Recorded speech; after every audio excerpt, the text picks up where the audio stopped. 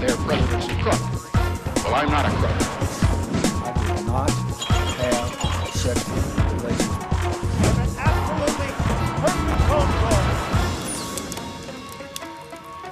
Hello there, welcome to Planet America's Fireside Chat on the ABC News Channel and ABC News Radio. I'm John Barron. And I'm Chaz Ciudolo. First this week to the 2020 presidential campaign. And after the Iowa debacle last week, this week's New Hampshire primary went off with nary a hitch.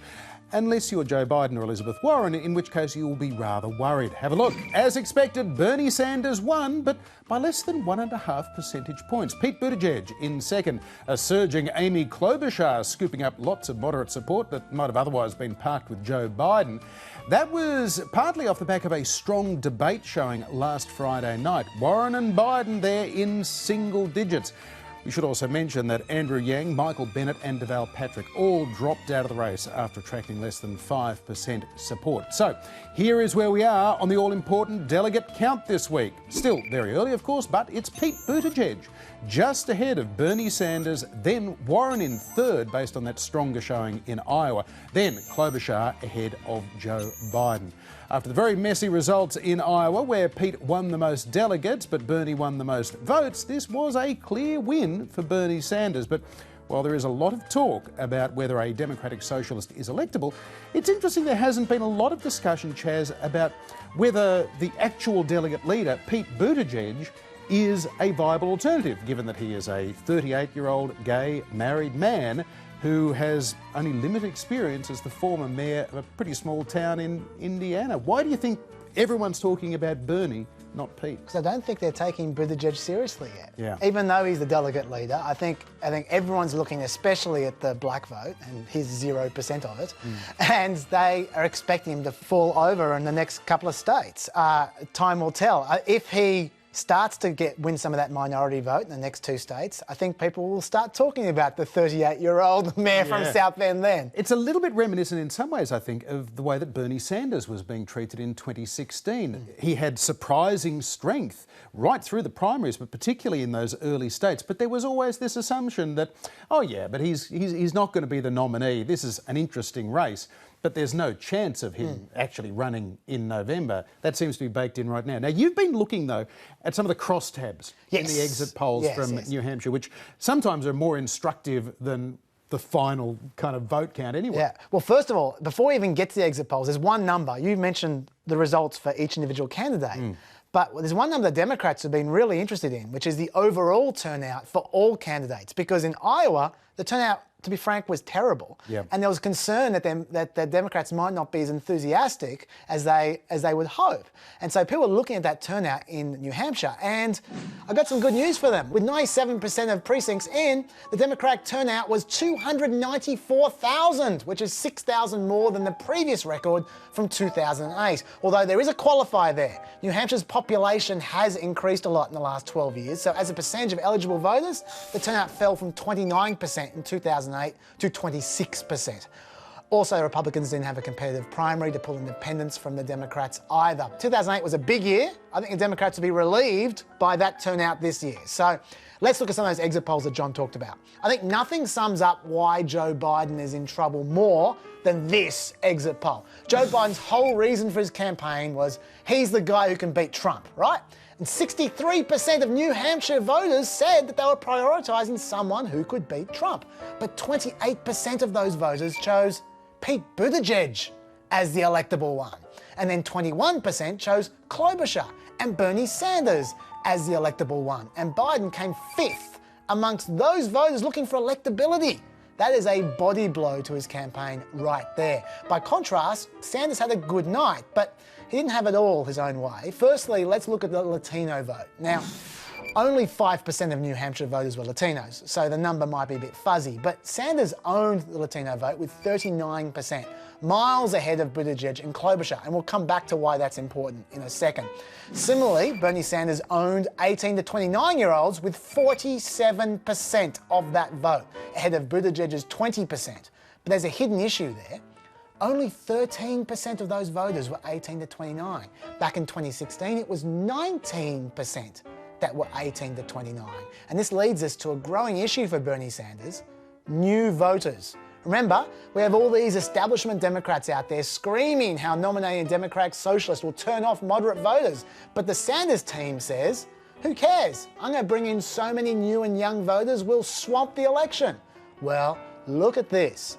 Only 13% of New Hampshire voters were first-time primary voters. So there was no groundswell at all. It's a second state in a row that has happened, by the way. And it's true, Sanders won 29% of new primary voters' support, but Buttigieg wasn't far behind on 25%. So, second state in a row that Sanders has done enough to win, but not enough to alleviate the doubts of his candidacy. One last result, by the way, John.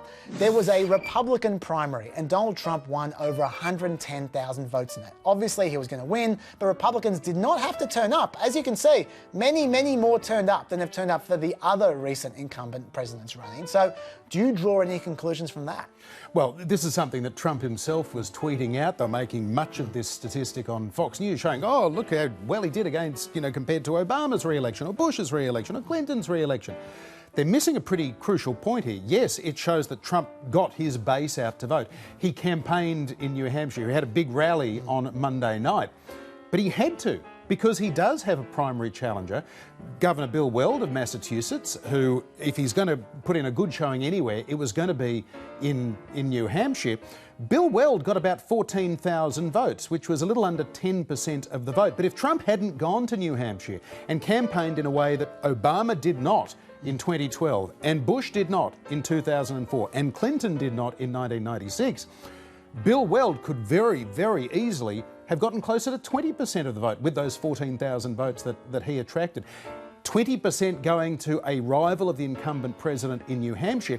Now, that's not quite Eugene McCarthy territory against LBJ in 1968, which effectively pushed LBJ out of running for re-election that year. But still, 20% would have been a significant rebuke for Donald Trump. So while they were kind of going, hooray, hooray, look how well Trump did, and indeed he did do well, he had to do well. It cost time and money for him to do well. And Bill Weld is not going away. And look, he's not going to take the nomination away from Donald Trump. No. But there is more to this story than those Trump tweets would suggest. Now, the other thing I think that is important to note out of this is that we've got a situation where the national polls have moved off the back of Iowa and New Hampshire. And that has seen Bernie Sanders going into first place over Joe Biden. A lot of concern about the way that Biden is faring at this point of the campaign, and rightly so. But there's also a dearth of polls coming from other early states. Yes. We've got Nevada on Saturday week, our time, or Sunday week, our time. And then a week after that, we've got South Carolina. Certainly, Joe Biden needs to do very well in those two states. According to the latest polls out of there from 2 or 3 weeks ago, he was still leading in both of those states. Bernie Sanders, who has a good chance because Nevada's a caucus state, which relies on enthusiasm and grassroots organisation. Sanders, you would say, would be the most likely to come in over the top of Joe Biden in Nevada, but he's had problems in the last week. Bernie Sanders supporters have been tangling with the Culinary Workers Union, which is one of the biggest unions in Nevada, 60,000 members, who had been essentially saying, we're not going to endorse any candidate, but we are worried about Medicare for all because we have negotiated pretty good healthcare plans for our 60,000 members in Nevada. We don't want them to lose that. And as a result, the Bernie bros started attacking them in a quite vile and vicious way online. I've got actually the flyer itself, and they personally delivered to 60,000 members this flyer, which was supposedly summing up the candidates. And its main point about Bernie Sanders was, as you can see, end culinary healthcare. that's pretty stark. Yeah. Because they're really proud of their healthcare plan. And so that's a really big deal because Nevada is unlike other states where there's a lot of uncertainty with Nevada. For a start, you mentioned the polling. And by the way, not 2 weeks, 5 weeks since the last poll in Nevada. So we have no idea what's going on there. But even if the polls are going to come out in the next couple of days, but they're still uncertain. Nevada is notoriously the hardest state to poll because it's got lots of shift workers, lots of people, obviously in Las Vegas, working all hours, they don't have phones, and a lot of Latinos who don't respond to polls. And so it's a really hard place to poll. The union is all important because it gets people to these caucuses, people who are working. And so if the union is against Sanders, that adds a lot of uncertainty. As you say, he should do well in Nevada. But, I mean, actually, can we look at the demographics of these states versus the states we've just seen? Because I think it explains a lot. Nevada, for a start, has only 48% white people. Now, who does that help? Before now, we have said Joe Biden. If Joe Biden is on the way out, we don't know who that helps. 26% black people in South Carolina, which is way more than any of the other states we've just had. Once again, that did help Joe Biden. Who does it help now? We don't know. There's uncertainty everywhere here because it's not like Bernie Sanders has done well with black voters either. So there's a lot of uncertainty here. The Hispanic percentage, 29% of Nevada is Hispanic. Now, Bernie Sanders did well with them in New Hampshire and in Iowa. But we're talking about like less than 5% of the population, aren't we? Exactly, right. Exactly. So once again, there's uncertainty about how, and they are the people who are part of that union, by the way. Yeah. So there's a lot of uncertainty there as well. This is an interesting one. Age older than 45. Nevada is particularly young. It only has 40% of voters over the age of 45. That helps Bernie Sanders because Bernie Sanders attracts the young voters. So that's positive for Bernie. But then non-college whites, that's his favourite demographic. They're really low, only 38%. So that hurts Bernie. Then you've got, and this is the interesting one, the non-metro areas in Nevada and South Carolina, only 26% and 38%. They're very, very metropolitan states. Metropolitan states helps Bernie because he does well with the cities. So some things help Bernie, some things hurt Bernie. The others, we don't know how they respond to any of these things. So it's all up in the air. Yep. It's really, and I'll tell you a real wild card. There's two wild cards we haven't even mentioned. Number one, early voting begins now. When the polls haven't even come out yet. So that's going to be interesting. So that's the first time they've had early voting in Nevada. Who knows what effect that will have. And secondly, there is a debate between now and Nevada. And that debate is likely to involve one Michael Bloomberg. Yes. And even though he's not competing in Nevada, and the Bernie Sanders people were upset because they say it's basically been rigged to get him into the debate, the DNC rules. We don't need to go into that right now. But that could scramble everything because Michael Bloomberg that debate will be about Michael Bloomberg. Yeah, which is quite extraordinary when you think that, and we talked about it on Wednesday night's Planet America, that Amy Klobuchar's late surge in New Hampshire seemed to have been in large part through her performance in the Friday night debate at St Anselm. Given that, of course, Amy Klobuchar came in 5th in Iowa, Biden beat Klobuchar in Iowa, and yet her trajectory was all the way up into New Hampshire in the week and a bit that followed. Biden's was all the way down, so that it was he that finished 5th in New Hampshire, which is pretty remarkable when it comes to the notions of expectations and momentum, which is really what we're seeing playing out at the moment. Because, of course, Mike Bloomberg, who has so far received about 200 votes as a write-in candidate in Iowa and New Hampshire, he's basically tied now with Joe Biden in the average of national polls. Let's have a look at how those national polls are looking this week. And again, these are as of primary day in New Hampshire. So this is how things were shaping up nationally as New Hampshire went to the polls. We're yet to get updated polling numbers since then. There's just been this little sort of quiet hiatus. So Bernie Sanders is in front nationally, 23% of the vote. Biden is down 8 points. That's in the last week and a half.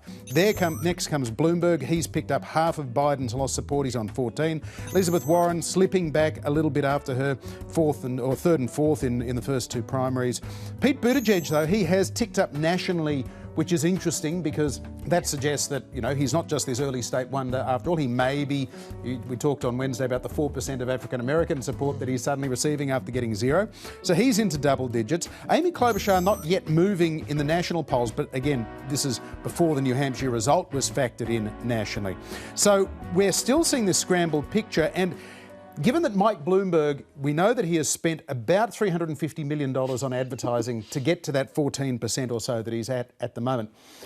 Joe Biden is being written off very early.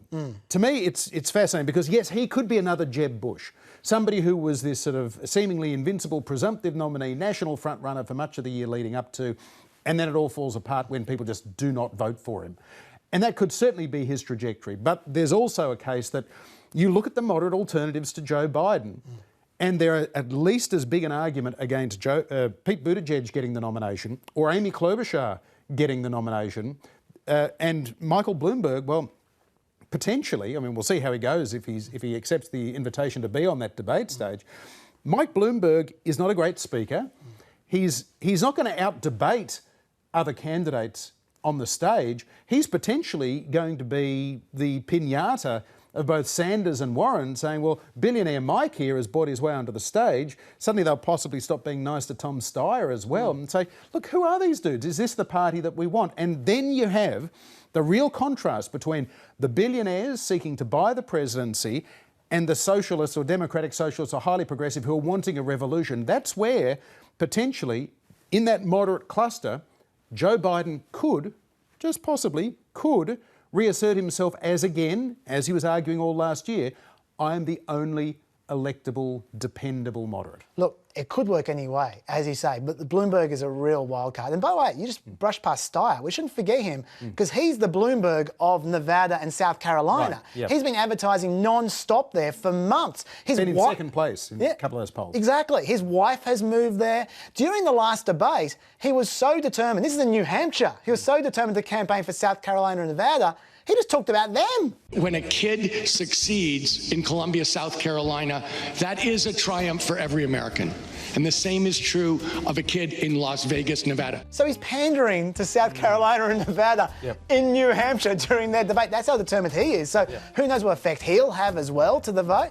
But having said that, I don't think anyone's taking him seriously from a long-term perspective. If we, I like to go to the 538 forecast of where the race is as a whole. If you look at it right now, it actually bears what you were just saying. Because it's really interesting, because Warren is at 2%. We know she's, by the way, this is the chance of getting 50% of the delegates at the end of the race. She's at 2%, not doing too well. Buttigieg is only at 5%, even though he's winning the delegate race, because so far, someone with his money and demographics and polling doesn't do too well in the long run. Bloomberg is 7%, but Biden, the person who's supposedly dead, is at 13%. He's doing the best out of the moderates. And then here's the interesting bit. Sanders and no result are tied on 37%. And that's what I think a lot of people are talking about at the moment. They're comparing the current situation to Trump 2016, where you had Trump in one lane, and then you had all his competitors in the other lane. They were all attacking each other, and they were splitting the vote against Trump. So Trump just went straight through the middle and won the nomination. They're saying the same thing might happen with Sanders now, where you have Sanders as the lefty on one hand if Warren ends up dropping out, and you got the clown car of moderates who are all fighting each other, and none of them beat Sanders in any particular state, and then he just goes through a nomination. I will say, though, there are a couple of key differences there. Number one, it's winner takes all in the Republican Party. So every time Trump won a state, he got a huge number of delegates. Even if he got 27% of the vote to Kasich or somebody else getting 22% of the vote. Exactly. He got all of them. Whereas as we've just seen with Bernie Sanders, the other day, he won New Hampshire, he got the same number of delegates as Buttigieg. So unless Sanders just kills everyone, he is not going to get so many delegates that he can't be caught down the road. But on the other hand, if he gets ahead in, say, Super Tuesday by 100 delegates, he might be impossible to catch because you can't catch up fast either because of the proportionate delegates, because everyone gets a proportion of the delegates of each state. In fact, much like Sanders and Clinton in 2016. How he's never too far behind, but he could never catch up. Although there is a scenario where if the moderate vote coalesces around Biden or Amy or Buttigieg, whoever it might be, if they are suddenly getting 55, 60% of the vote, Sanders is getting 30% and Warren is getting another 10 or 12, that's the scenario where moderates feel as though, because if you look at the total votes in Iowa and New Hampshire, there have been more votes for moderate candidates than there have been for progressive candidates. So this is the moderate argument that says that there is still a chance that Sanders can be stopped. And the other point with Sanders is, unlike 2016, when he was always coming second to Hillary Clinton and never seen, apart from his die-hard supporters, as being in danger of becoming the nominee, he lost that race by 4 million votes. He was never in front, as you say. Now he is at least the co-front runner, and arguably because of the amount of money he's got behind him, because of his massive and determined supporter base, that he has got the longevity that Buttigieg may well not have. Now we're getting the scrutiny of Bernie Sanders and everything that he said back to the 1970s, including his honeymoon in the Soviet Union and siding with Iran during the hostage crisis, and all of those things, just as Mike Bloomberg's record over stop and frisk and other controversial issues is being dredged up this week against him Note as well. they're attacking him on the black vote as well. Right. Because Bloomberg in the last poll did well on the black vote, so all of a sudden all the oppo on him is about black people. Yeah, and we're also seeing some Amy Klobuchar opposition research coming out, which must delight her. Nobody's bothered to attack Amy Klobuchar until she came third in New Hampshire. I suspect that there's a reasonable chance that Amy Klobuchar, even though she has run a very austere campaign that didn't get too big too early and then go out of business like Kamala Harris and Cory Booker, Klobuchar's big problem, of course, is now she may be on a wave of interest, but has she got the money and the resources and the staff on the ground to follow that up in Nevada and South Carolina? There's a big question about that. It could well be that she's just the John Huntsman of this campaign, the person who is briefly interesting, coming top 3 in New Hampshire, and then is gone 2 weeks later. Could well be. I will note one thing though, and that is that with the proportional delegate thing, how everyone over 15% gets a few delegates in every state, that does create incentive to not drop out. Yes. Because you're never too far behind. Right. And you're always getting a few delegates. Unless you're getting 5%, Yeah. then you drop out. But if you're around the 15% mark, there's every incentive to hang in there longer than you otherwise would. Unless, of course, the money is not there. And the money, if it's coming from big donors and super PACs propping you up, as it tends to have been with Joe Biden, or if it's coming from several million grassroots donors, as it is for Sanders and Warren, yes, they can afford to stay in. But as Joe Biden is finding out right now, if suddenly the moderate money shifts and say, no, Pete's our guy, or Amy's our candidate, then the dynamics can change very quickly. I'm conscious we've got to move on, but I just want to make one quick point before we do. Something to look out for. Yep. Looking through those exit polls, I looked at a lot of exit polls, and every single one of them, Buttigieg was at about 20%. Yeah. He is a very consistent poller in every single demographic. He doesn't have strong parts and weak parts. He's right across the board, apart from black people. And so if he can solve the black people problem, he will immediately become the front runner. I'll tell you now. Just looking at the poll, just looking at the exit polls, he's got no weak spot apart from the black. He's not a viable candidate without the black vote. But if he gets the black vote, things will change fast. So I'll just put that on notice. Which is pretty extraordinary, and again, because we are focusing so much on Bernie Sanders and what an enduring and potentially very potent candidate he's shaping up to be in this primary, and maybe as a nominee. But that an openly gay 38-year-old man is the delegate frontrunner at this point. This is a piece of history that we've kind of skipped past quite quickly. We're aware of the historic nature of the Obama nomination and presidency. The nomination of Hillary Clinton 4 years ago was seen as a major step forward for female candidates. For Pete Buttigieg, who 10 years ago in the United States couldn't have married a man, and 15 years ago could not have served in the military as he did as a gay man under Don't Ask, Don't Tell. It's a pretty remarkable thing that has happened, but kind of glossed over. Now, for more on the state of the 2020 race and the result out of New Hampshire this week, I caught up with Professor Larry Sabato from the Institute of Politics at the University of Virginia. Look, a win is a win is a win. Sanders won, not an overwhelming landslide. Buttigieg, out of Iowa, moved into the lead in the tracking polls. But then suddenly he started to go down because controversies arose and he started to get criticism from 3 or 4 of the other candidates. Amy Klobuchar is the news out of New Hampshire. She's senator from Minnesota. She is a moderate liberal. She's had a long and incredibly successful track record in Minnesota and in the Senate. She is going to be a factor, and I wouldn't rule her out, certainly from being on the ticket. She could be the VP nominee, but she's also got a decent chance to be the presidential nominee, though I wouldn't put my money there yet. Explain to us how both the notions of momentum in these early states as well as the expectations game play into what happened to Amy Klobuchar compared to Joe Biden. Biden came 4th and has tanked in New Hampshire into single digits. Klobuchar came 5th in Iowa and now she's top 3. Yes, I interviewed some New Hampshire voters, and they were Democrats. Now, independents can vote, but I interviewed Democrats since they're a large majority of the voting populace in this particular primary. And what was interesting is, at one time or another, after they praised Joe Biden and talked about what a great vice president he'd been and how close he was to Barack Obama, every single one mentioned his age. He would be 78 taking the oath of office. It's a 4-year term. He'd be 82 at the end of the first term. And very rarely do people ever step down from high office, even when the calendar suggests that they really ought to. So that played a role more prominently than I had seen in Iowa or anywhere else. Bernie Sanders, of course, is not just older than Joe Biden, but he had a heart attack last year. Why isn't age an issue for him? Oh, it is. It is with everybody but the young. He has overwhelming support. And by overwhelming, I mean far, far more than any other candidate, though not much above a majority. But the young don't care. And they think that maybe he'll live forever, or maybe they'll take him for as long as he'll be here. It is unusual to have a heart attack and come back just a couple months later and still be as strongly supported as he is. But that isn't going to be true with those over 30, and particularly with those over 50. He gets a very small percentage of the over 50s and over 60s, and they're the people who vote at the highest rate in a November election. Larry, Bernie Sanders won the popular vote in Iowa, although he didn't technically win the Iowa caucuses.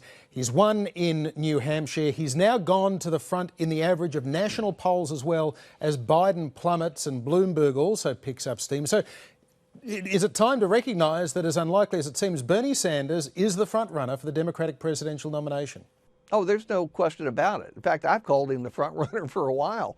He has the strongest, most intense support. They will come out, rain or shine, snow or sleet or whatever, and they're going to vote for him. Now, the real question is, how do you narrow this field down, and can you narrow it down soon enough so that someone else can consolidate the anti-Sanders vote, which really is a majority, substantial majority of the Democratic Party?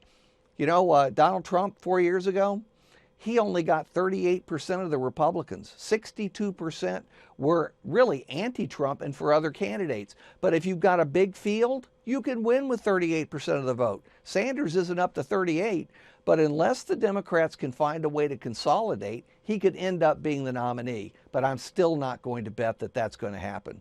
It's hard to see a Democratic socialist winning in America. What are you now anticipating? Are we going to see a comeback from Biden? Are we going to see Bloomberg become the major opposition to Sanders? What are the scenarios you're considering most likely? We always talk about a contested convention, that is, nobody has the number of delegates that they need. There are 4,000 delegates at a convention. The winner needs about 2,000 in order to be nominated. It's looking less likely that anybody will have anything close to 2,000. But if it goes to a second ballot, then the so-called superdelegates, who are the party leaders, they're the people in high office, they don't get a vote on the first ballot. They do get a vote on the second ballot. And I can pretty much guarantee you they're not going to vote for Bernie Sanders. So if it goes to a second ballot, probably they'll be able to get someone other than Sanders. Though imagine how divided the Democratic Party will be coming out of Milwaukee, where the convention is going to be held in mid-July. What you're describing, Larry, is sounding like something of a train wreck for the Democratic Party and their hopes of beating Donald Trump this November. Well, it hadn't started out well, John. It hasn't started out well. Iowa was a tremendous embarrassment to the Democrats. And for that reason, by the way, we won't have Iowa caucuses in 4 years. They're going to get them back. That's the revenge for Iowa, but it doesn't help this year. And you do have now real divisions developing even further in the Democratic Party. It doesn't look good, and there's a great economy. And you're running against an incumbent, and in history we found that when an incumbent has a great economy and doesn't have serious opposition for his party nomination, and Trump doesn't. He has only one former governor who's getting about 3% of the vote. When you put all those elements together, the incumbent president is favored. So what could possibly elect a Democrat? 2 words: Donald Trump. You know, he's never gone over 50. His opponents hate him just as much as his supporters love him. And he could do anything on any day on Twitter and destroy his lead. Well, speaking of Donald Trump on Twitter, Larry, he sent out this tweet this week. Larry Sabato is much better at giving you the answer after everything is finished and the final result is in than he is at telling you what is going to happen, because, in fact, he doesn't have a clue. And then this tweet. Sabato got it all wrong last time. Never came close to understanding the Trump voter. Actually, it's simple. Make America great again and then keep America great. What's it like to have the president's Twitter account turned on you like that? Well, I got to say, and this is terrible on me, but it was a lot of fun. I heard from people I hadn't seen since elementary school. Look, 147,000 people either liked or retweeted those tweets. And I'll never, ever be able to respond to all the messages and emails and tweets that I got. But to be honest, it was kind of an honor. You know, I was in a long list of people that Trump criticized that day, and I looked at the list, and it's Nancy Pelosi and Mitt Romney and people that everybody know, and I felt very honored to be in that company. So I'm going to encourage the president to do it again, and this time I want a nickname. If you could pick your own Trump nickname, Larry, have you got one in mind? Yes. I either Lame Larry or Dr. Sabotage. Now, Larry, does that, however, come with any kind of a downside? I mean, you know, we hear a lot about the sort of the Trump Twitter trolls and so on. Do some people not take it in the kind of lighthearted way that you do and really sort of go too far? Oh no, they're all great. No, I got. Some very nasty messages, some very nasty calls and so on. But look, it's politics. You have to expect it. Also, if you're in the role that I play, if you dish it out for a living, you have to be willing to take it, even if it's from the president.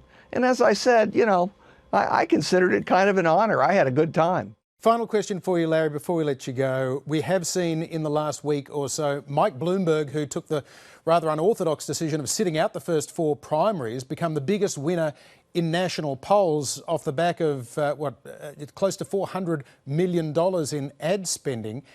With Biden's fade, is suddenly this shaping up to be a socialist versus a billionaire?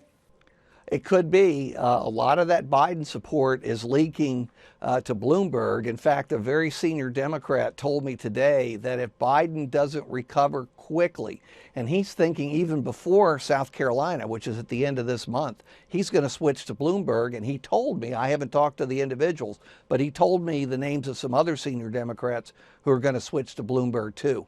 There's going to be a Stop Bernie Sanders movement. We don't know how big it's going to be, but I think it will end up gelling around Bloomberg in all probability. But look at Amy Klobuchar. She's moving up. It might be around her, but there will be a Stop Bernie movement. Well, Larry Sabato, thank you very much indeed for your analysis. Thank you very much, John. I enjoyed it. President Trump's longtime friend and advisor Roger Stone will be sentenced next week following his conviction late last year for lying to Congress and witness intimidation. This all relates, of course, to his contacts with WikiLeaks during the 2016 election campaign, where he was seen as the conduit to the Trump campaign, at a time, of course, when WikiLeaks was releasing DNC and Clinton emails hacked by Russia. Earlier this week, in their sentencing submission, US federal prosecutors recommended Roger Stone be sent to jail for between 7 and 9 years, arguing Stone's conduct was exceptionally sinister in the context of the investigation into Russian election interference. Well, President Trump wasn't too happy at the idea of his old chum spending that long in jail, and he expressed his displeasure on Twitter. Disgraceful. This is a horrible and very unfair situation. Cannot allow this miscarriage of justice. And after those tweets went out, there came what was an apparent rethink at the Department of Justice. Stunning reversal in the sentencing recommendation for Trump confidant Roger Stone. Prosecutors had recommended 7 to 9 years for Stone's 7-count conviction in the Mueller investigation. But just 24 hours later, and after criticism from President Trump, the Department of Justice called that sentencing request, quote, extreme and excessive. How much does the news love the word stunned? Have you ever seen someone stunned? Yeah. Anyway, sorry, go on. Well, I think the 4 federal prosecutors were pretty stunned at all of that. Their own Department of Justice had turned around. So they resigned in protest, concerned that this was a case of White House interference. But President Trump denied that he had ordered the Justice Department to reduce the sentencing recommendation. And yesterday, he also refused to say if he was planning to pardon Roger Stone anyway. Considering a pardon for... I don't want to say that yet, but I tell you what, people were hurt viciously and badly by these corrupt people. And I want to thank, if you look at what happened, I want to thank the Justice Department for seeing this horrible thing. And I didn't speak to him, by the way, just so you understand. But do we believe him? Earlier today, we did finally hear from Attorney General Bill Barr, facing accusations that he was failing in his duty to be independent. He issued what has been described by some as a rare rebuke of the president. He spoke to Pierre Thomas of ABC America. I had made a decision that I thought was fair and reasonable in this particular case. And once the tweet occurred, the question is, well, now what do I do? And do you go forward with what you think is the right decision, or do you pull back because of the tweet? And that just sort of illustrates how disruptive these tweets can be. So you're saying you have a problem with the tweets?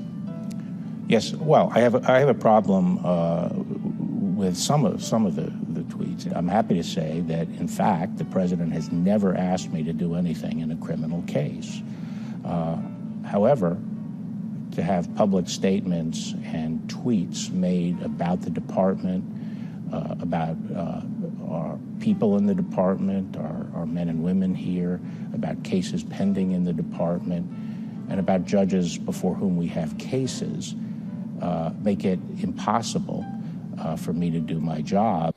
Now, a cynic might suggest that Bill Barr is simply telling the president that he didn't need a tweet to know what the president wants him to do. White House Press Secretary Stephanie Grisham, Chaz, says that the president wasn't bothered by Bill Barr's comments. In fact, the president was just expressing his opinion on Twitter, which, like anyone, the president has the right to do. He certainly takes advantage of that right. Yeah. What do you think of this argument that Bill Barr has said, well, there's nothing nefarious going on here. Trump didn't put any pressure on me, but we all saw the tweet. Isn't this kind of like Trump saying, Russia, are you listening? He doesn't need to collude privately because he's exerting pressure or letting his desires be known in a very public forum. Look, I definitely think the Department of Justice know what Trump wants. The part of the problem is that this is a pattern of behaviour. That this particular one-off, I actually have mixed opinions about this, which I'll get into in a second. But this has been a part of a month now, well, 2 or 3 weeks, where there's been decision after decision after decision where Trump has been expressing a very firm opinion about how he feels things should go, and they're usually involving helping his friends and hurting his enemies, and things tend to go that way in the Department of Justice recently, and that's a worry because it's meant to be independent. Now, Trump has the right to do that. It's his Department of Justice, but since Watergate, we've had norms where the Department of Justice is meant to be independent, and if he erodes that away, I don't think any of us are going to like where that ends up. Yeah. I mean, there's a possibility that Trump himself or his people could end up being tried by the next Democrat presidency if the Department of Justice just becomes a crony department. He's not going to want that. Yep. So, yes, I think he needs to watch out. But I just want to talk about the decision briefly in itself, because the way these things work with these prosecutors' decisions, these prosecutor recommendations, they have these elements that they tally up. And the key element here was the violent threat that Roger Stone supposedly made to his mate Randy Critico when Randy Critico testified against Roger Stone. Let me read to you exactly what Roger Stone wrote to Randy Critico. You make up your own mind about how threatening this was. Stone told Critico, I'm going to take that dog away from you. Not a f***ing thing you can do about it either, because you're a weak, broke piece of shit. And then he said, I am so ready, let's get it on, prepare to die, c***er. So that is what Stone said. And Critico told the court, I never in any way felt that Stone himself posed a direct physical threat to me or my dog.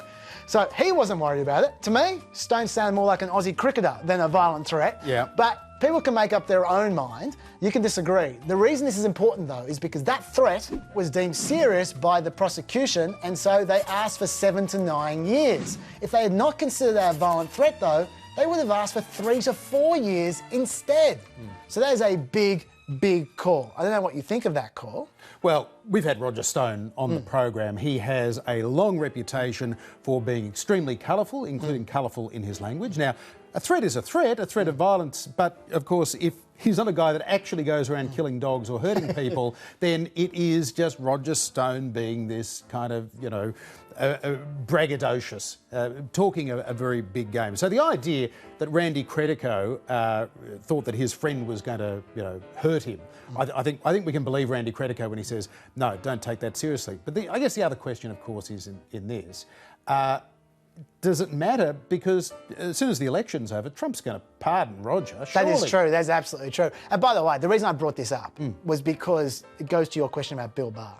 And that is, according to the Department of Justice, they never even saw the tweet before they made their decision. Yep. They made their decision, and then the tweet came out. And you can see how, from Bill Barr's point of view, that would be exceedingly annoying, because it's unusual enough to overrule a prosecutor. And that, to be honest, I'm not sure, even though I agree with Bill Barr on this particular decision. I don't like them overruling prosecutors anyway. The fact is, the judge makes the ruling. The prosecutor can ask whatever they like. Yes. The judge makes the ruling. Now, I don't think Bill Barr is overruling any drug cases or cases for gangbangers. So why is he overruling this one? For Trump's mate. Yeah. So the whole thing stinks, regardless. Yeah. But I can see why this is a very huge nuisance to Bill Barr. Yeah, it certainly is.